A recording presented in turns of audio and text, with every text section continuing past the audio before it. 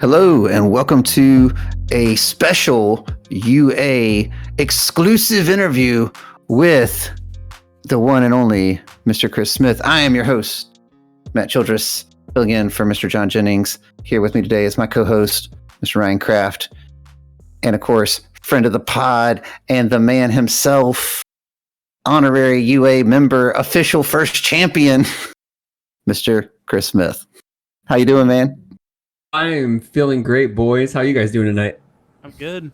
Matt, I think you missed. He's just like a full-on member now, man. He's not honorary. He's just full-on. Oh, that's right. I forgot y'all. Actually, wait. I'm the honorary member then, I guess, because I think I got booted off last time and I didn't realize. Oh, this is I'm not awkward. booted off. See, okay, so the way I explain it to Sam is that we're a team of four, and it's always next man up mentality. So we all have busy lives, and so it's always the next man up fills in, and it's seamless. And it's like we're like the Ninja Turtles, man. We're the Ninja Turtles. We just fill in. We just going off. Yeah, you're cool. You're Michelangelo. Like I'm probably Raphael because he's my favorite. Ooh, John's gonna fight you for that one. That's his favorite turtle. For real. I'll give that to John. I'll be Donatello. Well, no, I'll be Leonardo because yeah. And that makes Ryan Donatello, which kind of checks out because he's doing all the tech stuff anyway for us. So hey. Works. Hey, man, that's also kind of funny because the new Turtles game just came out last week, and I heard it's fantastic. It looks super good. I'm going to pick it up at some point. But that's not what we're here to talk about. We're here to talk about this provisional this past weekend that you brought home the championship with, playing none other than your boy All Might 3. So what? I know you've been playing All Might 3 for a while. Everybody knows that, right? Like I think you played him in every event for season 2 so far. This one, and I played him for like the last 3 events. Provisional 3, I was a winning in. The first regional, I was 4-1 before I had to drop because of family stuff. Sure. And then Provisional 5, I actually topped and got missed top 8 by an attack. So this time I was able to push my way through, and the number one hero finally has the number one spot. Right. Finally bringing to the top. So, and you kind of just spoke to it. I was going to ask kind of like how the progression of the journey has been, but it seems like in general, like you're saying, like you kind of, you were right on the cusp, but then you actually made the top cuts with him, and then you made the top cuts and you were almost in the next cut, and then finally getting all the way there. So to that point, and I know a lot of viewers kind of may not have this kind of experience, right? That commitment that it takes really to get with a character to the top. And I say that because historically in UFS, like especially in the Jazzco era of UFS, that's been true. Like if you really commit to a character, you can get there eventually. Like you'll know all the matchups, you'll know the ins and outs and stuff. So what are some things that I guess kind of helped you feel like from your previous experiences, which are not failures by any means, but they weren't going all the way, right? So what kind of things kind of helped you that you leaned on this past weekend to actually get there? I kind of want to start off with, I want to shout out Tim Keefe for a second, because he said something that's kind of stuck with me. Like he said, this may be a butchered quote. He goes, "I'm not afraid of someone playing a deck for the first time, but I am afraid of someone who has their 10th iteration, even if that character is a bad character. That person's going to know everything about that, everything. Like ins and outs, like you said, right?" And absolutely.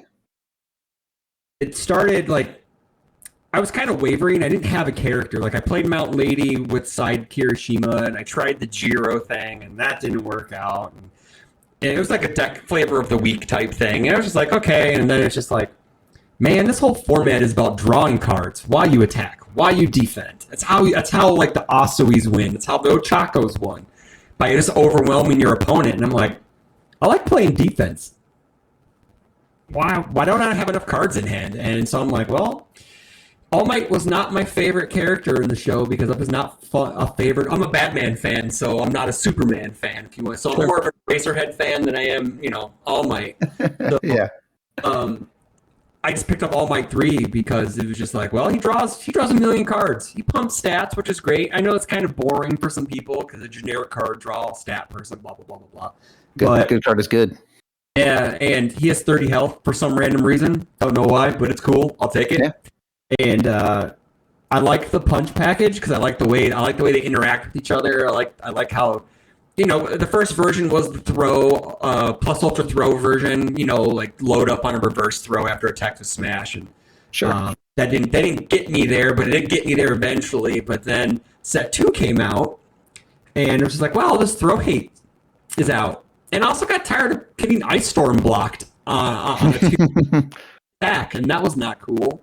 You know, I got tired of having to fight through Breaker 2s, and I was like, well, let's just throw stun in there and see what happens, you know, because, you know, all the old UFS heads, or say UVS heads now, know that stun is, quote unquote, pseudo speed, quote unquote, you know. Yeah. It takes resources away from our opponent, and so you can kind of say, well, I'll stun to you. That's kind of extra 2 speed for the turn, but not for that attack. But sure, it's progressively harder for your opponent to block eventually. And with Ricochet Charge coming out, which was a kind of it kind of went under the radar a bit. But I think like publicly, people were like, it's only a 2/4. But man, I'll lead in with that and then play a 6 diff attack to stun 4 in a turn. I don't care. It builds in 1. You know, it's just right. Or they don't block it, which is kind of anti All Might because people want to block stuff.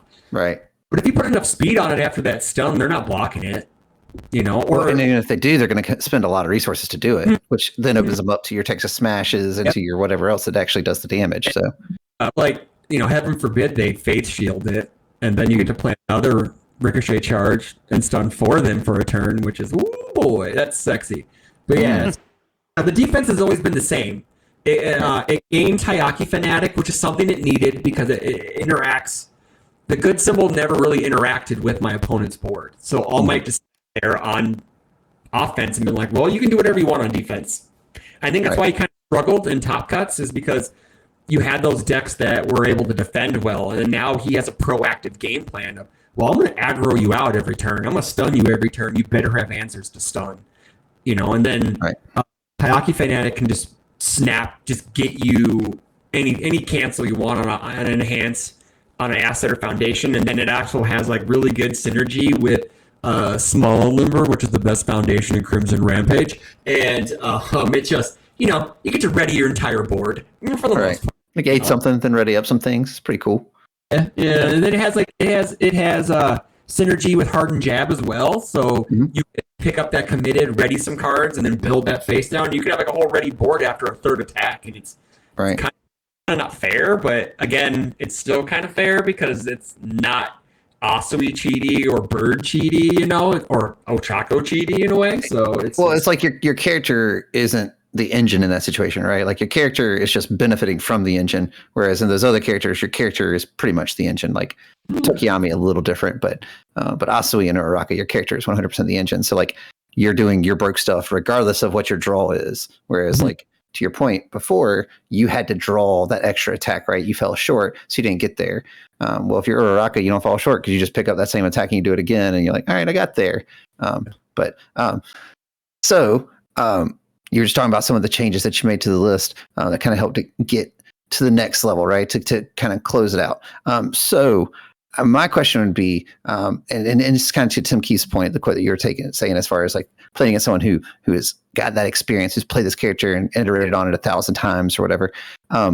What matchups do you think are the hardest for All Might 3? And which matchups do you think are kind of favorable for him? Because like, I mean, everyone before they play in a big tournament like this is trying to read the meta, right? You're like, hey, what do I need to prepare for? How am I going to deal with these things?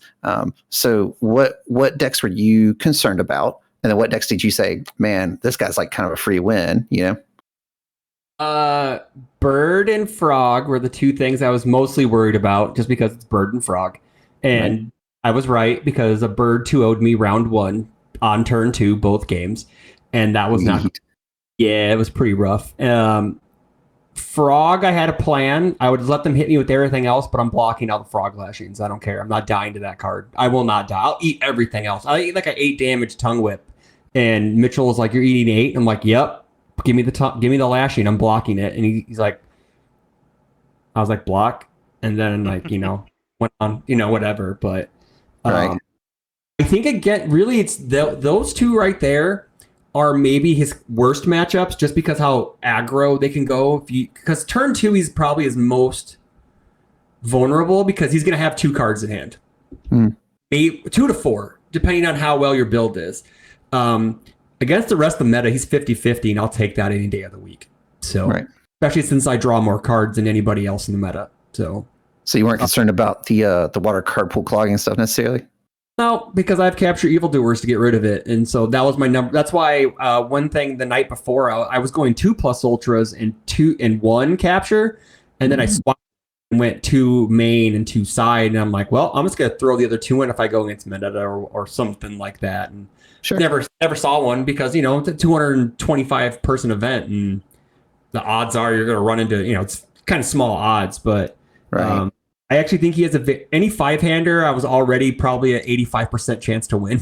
I'm just going to say that out right now because I'm especially going second. I'm a 9-hander, so you have fun dealing with that. Right. With your 5 cards, especially if you don't draw an attack to attack me, Mei Hatsume, or if you don't draw extra card, draw a 4th kind. So I think Mei is just free for All Might. Mm-hmm. He's like, you play an attack and you drew how many? You ain't getting a turn with what? 4 in hand? Oh, you're dead. I played Brandon Berry in, I think it was like round 6, maybe round 7. It was round 6, and he was playing Mei Hatsume, and I think he ended a turn with like 3 or 4 cards in hand, and I'm just like, dude, you're dead. I was like, I'm going to kill you right now. Yeah, you're like, I'm going to add speed to all these, and you're just going to play them to not block, like you block maybe 1. Yeah, and he was playing the all symbol, so again, their best defensive cards, Specialist of Sound. Maybe Mediator if he's playing in a race, He's pretty good too, but yeah, and he did block 1 with Net Gun Surprise. Mm-hmm. So like, okay, well, I'm just gonna keep throwing out these attacks. They only have 2 speed, so and I'm just loading damage on it. I'm just like, well, if you set it to 1 to block, I'm gonna kill you with the Texas Smashes in my hand because.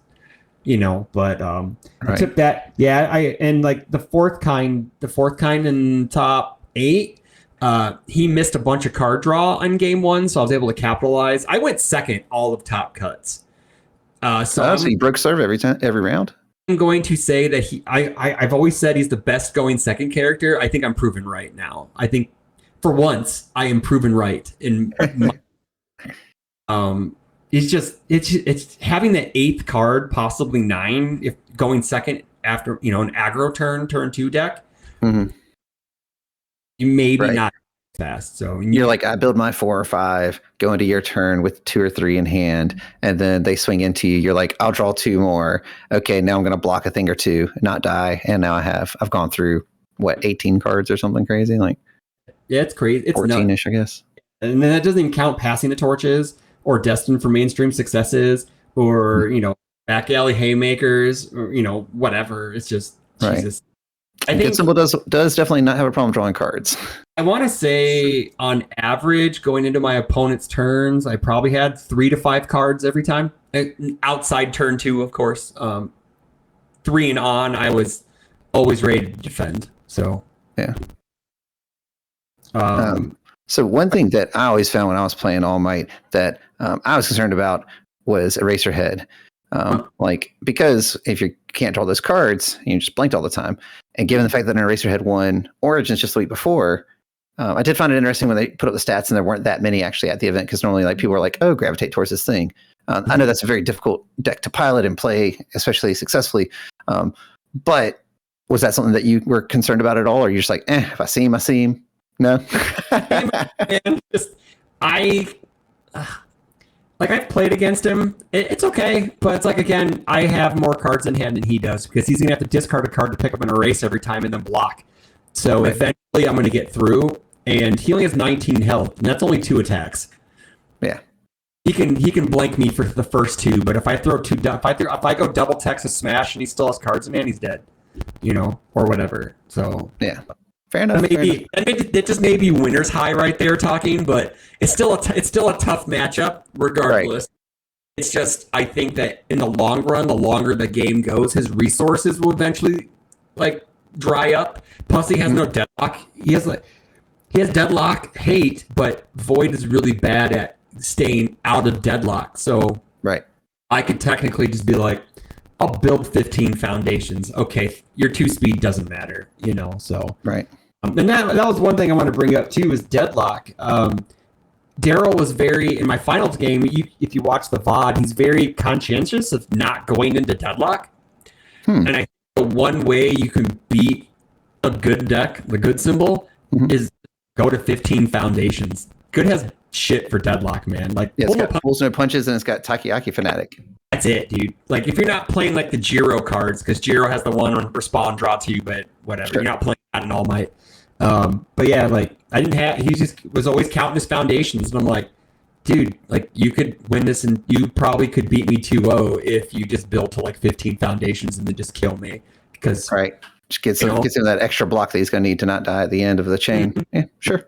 And that's one thing that I think we were talking about that in one of the previous episodes of kind of like the problem with deadlock right now, right? Like, is there enough in each symbol to really kind of make people afraid to build into it? Or have you seen just a lot of people who say, screw it, I'm going into it, and consequences be damned, or not? And I think a lot of the symbols right now don't have a viable enough deadlock threat to really deter people from going into deadlock. There's a few, but I mean, Good did have coordinated effort, then they got rid of it. So yeah. But let's be honest, if coordinated effort was still around, there would be a problem. It would be a problem, yes. That All Might deck would have won earlier. I'm going to tell you that right now. If that deck was still... Yeah. Also, just know that 7-hand size Momo could have definitely just been like, off a good. Let's just build that down. Cacao. Yeah, that's so dumb. Yeah. Attack. I'll build it down too. Whatever. So, well, Chris, you know me. I love All Might. I started on that character. I love the deck. I'm very proud of you. I'm glad that it happened. I could not think of a more perfect ending to that event than UFS Dad winning on Father's Day. And is there anything else that we need to know about this beautiful moment in time? Yeah, like it just felt like it was kind of like all this energy was coming down from everybody, from all my, I guess, UVS children and all my fam, like giving me the spirit bomb to annihilate the frog, because man, it really looked really bleak when I was at 1 health, man. Like, I rewatched the VOD and everyone's like, what is he doing?